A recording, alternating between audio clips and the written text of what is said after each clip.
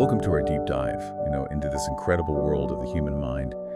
You shared some sources that explore how our minds work, and we're excited to kind of dig into those but we'll be looking at how our senses actually create consciousness, the surprising power of association, and even how we form those, those abstract ideas. It's going to be a journey into the core of how we, perceive and interpret the world around us. It really is remarkable, how our minds just take basic sensory information and kind of weave it into this tapestry of understanding. And we'll see how this applies to everything from just simple sensations to those complex emotions, even our concept of time. Okay, so let's dive right in. One of the first things that our sources kind of tackle is this idea that consciousness isn't just about, receiving those sensations passively, but actively engaging with them. Yeah. How do we go from feeling the warmth of the sun to understanding what the sun actually is? That's a really fundamental question, that philosophers have been grappling with, for centuries now. It's really about the interaction between sensation perception and the formation of ideas. Take the simple act of smelling a rose. You have the physical sensation of the scent, right? But your mind doesn't just stop there. It connects that sensation to your memory of roses, their appearance, their place in nature, maybe even a specific memory that you have associated with that scent. It's this active process of connecting and interpreting that transforms a fleeting sensation into a meaningful experience. And this applies to all our senses, creating this rich and multifaceted understanding of the world around us. That's incredible. It makes you realize just how much mental processing is happening behind the scenes of even the simplest experiences. But we often focus on the five main senses, right? Sight, touch, taste, smell, and hearing. What about those less obvious senses? How do they contribute to our mental experience? Those often overlooked senses are actually incredibly important. Think about proprioception, the sense of your body's position in space.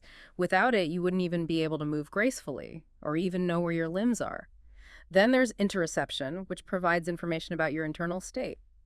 Sensations like hunger, thirst, or even the feeling of your heartbeat contribute to your overall sense of well-being, and they can even influence your emotions. Imagine the feeling of butterflies in your stomach, before a big presentation. That's interoception at work, signaling a state of anticipation or anxiety. These internal sensations combined with our external senses, create this complex tapestry of experience that shapes our understanding of ourselves and the world. It really highlights how interconnected our physical sensations and mental experiences are. Our sources also dive into this fascinating world of memory, and they describe it as being built on a foundation of association. Can you explain how that works? Absolutely. Our memories aren't just isolated snapshots. They're woven together by a web of associations. Think about a song that evokes a strong emotional response in you. It's likely because that song is linked to a specific person, place, or even an event in your past. The strength of the memory really depends on the intensity of the original experience and how often you've actually revisited it. For example, a traumatic experience might create a vivid and lasting memory, even if it happened only once because of the intense emotions involved. On the other hand, a mundane event might fade quickly unless it's repeated frequently or linked to something significant. So understanding how association works can help us improve our memory and even manage negative emotional connections. It's amazing how much power our minds have over how we remember and experience the world. Now let's move on to the realm of abstract ideas, concepts like justice, beauty, or time. These aren't things that we can physically touch or see. How do our minds grasp these intangible notions? That's where the power of classification and association come together to create these complex mental constructs. Unlike concrete objects, abstract ideas are formed by grouping simpler ideas based on shared characteristics. Take the concept of justice, for instance. It's not something that you can hold in your hand, but your mind constructs it by combining ideas like fairness, equality, and the rule of law. So we're essentially building these abstract ideas from the ground up, using the building blocks of our experiences and simpler concepts. Exactly. And it's important to remember that this process isn't happening in isolation. Our social and cultural contexts play a huge role in shaping how we understand and interpret these abstract ideas. What's considered beautiful in one culture might be seen as ordinary in another. These variations highlight the influence of cultural norms and values on our understanding of the world. That's fascinating.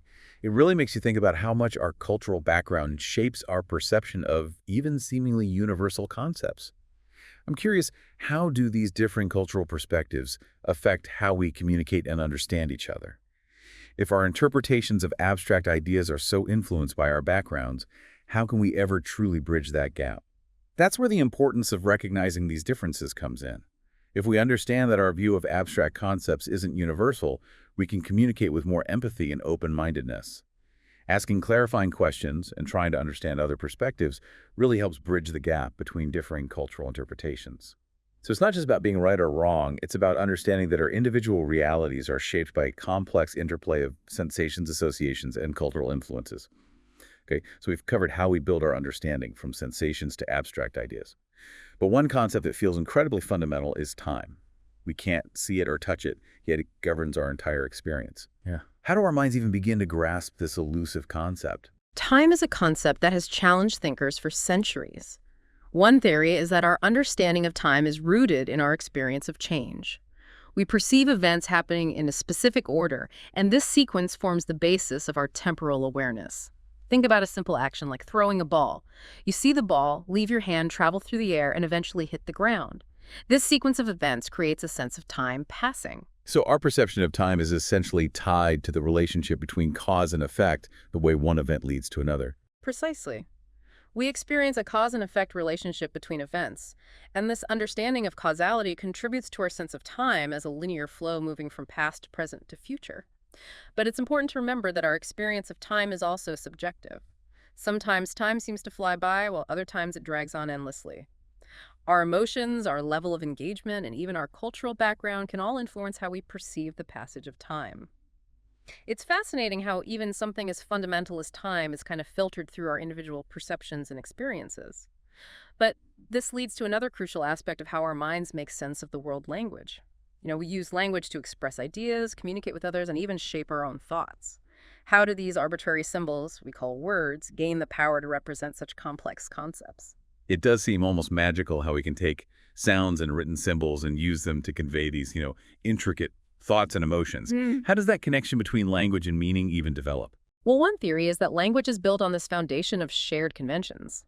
As humans, we kind of collectively agree that certain sounds and symbols represent specific ideas.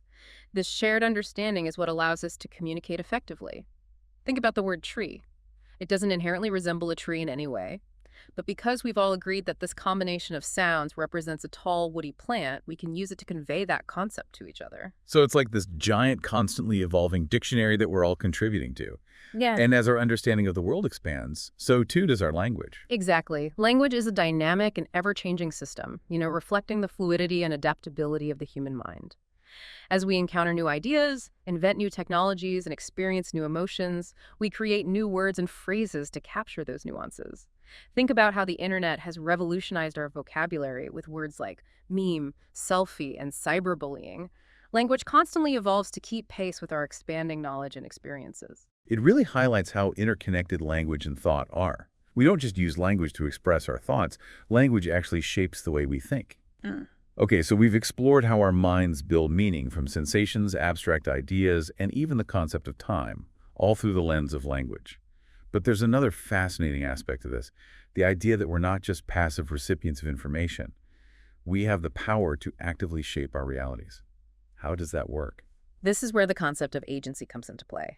It's the idea that we're not simply products of our circumstances. We have the ability to make choices, take actions, and influence the course of our lives.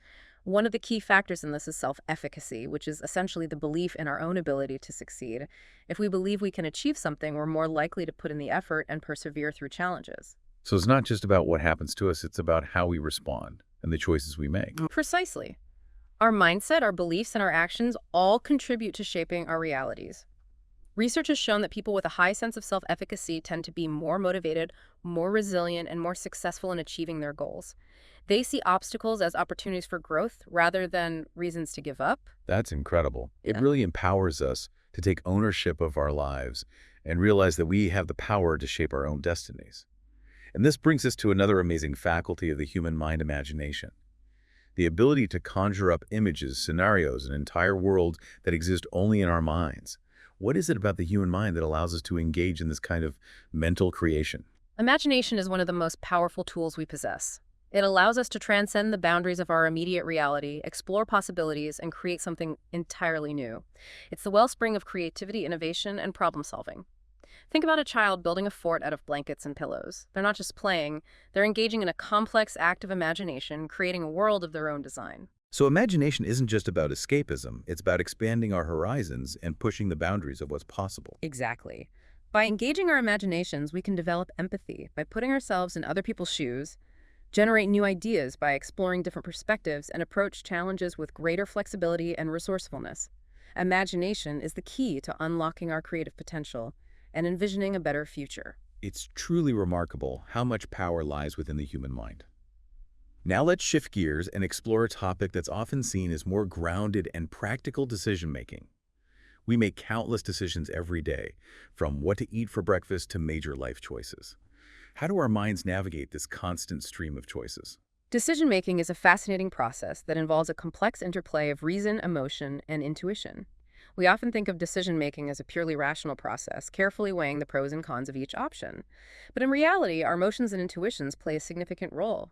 Think about buying a car.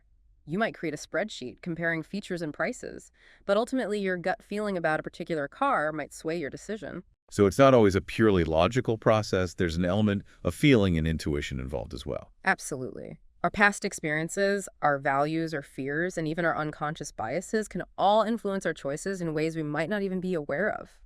It's important to recognize these influences and strive for a balance between our rational minds and our emotional responses. This brings to mind another crucial aspect of the human experience, empathy, the ability to understand and share the feelings of others. How does this capacity for empathy develop, and what role does it play in our lives? Empathy is what allows us to connect with others on a deeper level, build meaningful relationships, and create a more compassionate and understanding world. It's the bridge between our individual experiences and the shared human experience. While some argue that empathy is an innate trait, it's also a skill that can be cultivated and strengthened through practice. So it's not just about feeling sorry for someone. It's about actively trying to understand their perspective, their emotions, and their experiences. Precisely. It's about stepping outside of our own limited viewpoints and making a conscious effort to see the world through the eyes of others. This involves actively listening, asking questions, and trying to imagine what it's like to be in their shoes. Cultivating empathy helps us break down barriers, build bridges, and create a more compassionate and interconnected world. It's a powerful reminder that our individual realities are just small pieces of a much larger tapestry. And by cultivating empathy, we can weave those threads together to create something more beautiful and meaningful. Speaking of connections, our sources also touch on the concept of social influence, the way our thoughts, beliefs, and behaviors are shaped by the people around us. How does this influence manifest in our lives? Social influence is a pervasive force that shapes everything from our fashion choices to our political beliefs. It operates on both conscious and unconscious levels, influencing our decisions and behaviors in ways we might not always be aware of. Think about the simple act of yawning. Seeing someone yawn often triggers a yawn in ourselves, even if we're not tired. This is a prime example of unconscious social influence. So it's not just about peer pressure or consciously conforming to social norms. It's about the subtle ways in which our social environments shape our views of the world. Exactly. We are social creatures by nature, and our interactions with others have a profound impact on how we perceive and interact with the world. We learn from each other, we adapt to our social groups, and we're constantly influenced by the beliefs, values, and behaviors of those around us. This makes me think about creativity. It's often seen as this individualistic spark, but how much of our creative expression is influenced by our social environment? Creativity is often seen as a mysterious and elusive force, but in reality, it's a skill that can be cultivated and nurtured often through social interactions. While individual talent and inspiration play a role, our social environments provide the context, the feedback, and the support that helps us develop and express our creativity. Think about artistic movements throughout history. Artists often congregated in specific cities or communities, inspiring and challenging each other, leading to bursts of creative innovation. So it's not just about being born with a creative gene. It's about fostering an environment that encourages and supports creative expression. Precisely. Creativity thrives in environments where curiosity is encouraged, experimentation is welcomed, and failure is seen as a learning opportunity. Our social connections provide the support, inspiration, and feedback that helps us unlock our creative potential. It's a powerful reminder that our creative expressions are not isolated endeavors. They're often the result of a complex interplay between our individual talents and the social tapestry that surrounds us. Okay, so we've explored how our social environments influence our beliefs, behaviors, and even our creative expressions. Now let's delve into a topic that's often seen as more internal and enigmatic: intuition. That gut feeling, that inner voice, that sense of knowing something without being able to fully explain it. How do we make sense of this seemingly inexplicable phenomenon? Intuition is often dismissed as, mere guesswork or superstition, but it's actually a valuable source of insight and wisdom that can guide our decisions and actions. So it's not just about random hunches, it's about tapping into a deeper level of knowing. Exactly. Our intuition draws on a lifetime of accumulated experiences, observations, and patterns that our conscious minds might not always be aware of. Think about a seasoned doctor who can often sense when something is wrong with a patient, even before all the test results are in. They're drawing on years of experience and a deep understanding of these subtle cues that their conscious mind might not be able to articulate. It's like our subconscious minds are constantly processing information, making connections, and sending us these subtle signals that we can learn to interpret. Precisely. And by learning to listen to these signals, we can access a wellspring of wisdom and guidance that can complement our rational thinking and help us navigate the complexities of life. This makes me think about the concept of resilience. We talked about how our experiences shape our perceptions. Mm. But what about when those experiences are challenging or even traumatic? How do our minds bounce back from adversity? Resilience, the ability to bounce back from adversity, is often seen as a trait that some people are just born with. But it's actually a skill that can be learned and cultivated through practice and intention. So it's not about avoiding hardship altogether. It's about developing the inner strength to navigate life's inevitable storms. Exactly. Our sources highlight the importance of self-awareness, optimism, a strong support system, and a sense of purpose as key ingredients for building resilience. Self-awareness helps us understand our own reactions to stress and develop healthy coping mechanisms. Optimism allows us to see challenges as opportunities for growth rather than these insurmountable obstacles. A strong support system provides us with a sense of belonging and connection during those difficult times. And a sense of purpose, gives us a reason to keep going, even when things are tough. It sounds like resilience is about cultivating a mindset that allows us to face challenges with courage and emerge from those difficult experiences stronger than before. Precisely. It's about recognizing that setbacks are a part of life and developing the skills and resources to navigate them effectively. Now, as we near the end of our deep dive, I can't help but think about the big picture. We've explored so many facets of the human mind, from sensation and perception to abstract thought and even the mysteries of consciousness. What does it all mean? What's the takeaway from this incredible journey? Well, we've seen how our minds are not just passive receivers of information, but active interpreters constantly shaping and reshaping our understanding of reality. We've seen how our minds are incredibly adaptable, capable of learning, growing, and evolving throughout our lives. And we've seen how the human mind is capable of extraordinary feats of creativity, empathy, and resilience. It's almost overwhelming to consider the sheer complexity and potential of the human mind. It really is. But perhaps the most important takeaway is that understanding the human mind is a journey of continuous exploration and discovery. The more we learn about ourselves, the more we realize how much there is still to explore. So as we wrap up this deep dive, I want to leave you with a thought to ponder. Knowing that our experiences, our associations, and our cultural backgrounds shape our perceptions, how can we actively seek out new experiences and perspectives to enrich our understanding of ourselves and the world around us? Thanks for joining us on this incredible journey into the human mind. It's been an absolute pleasure exploring these fascinating concepts with you.